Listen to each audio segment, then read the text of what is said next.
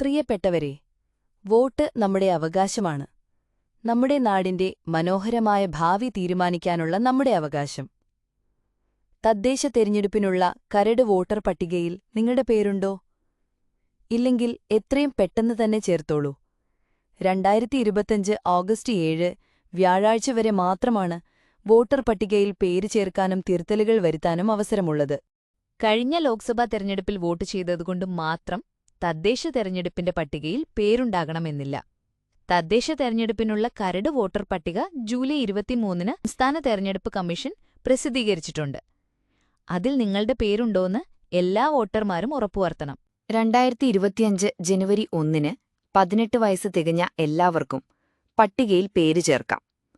പട്ടികയിൽ പേരുണ്ടോ എന്ന് പരിശോധിക്കാനും പേരില്ലാത്തവർക്ക് പേര് ചേർക്കാനും ആഗസ്റ്റ് 6, 7 തീയതികളിൽ, അതായത് ഇന്നും നാളെയും, സെസ്റ്റ് സെന്ററിൽ അവസരമൊരുക്കുന്നു.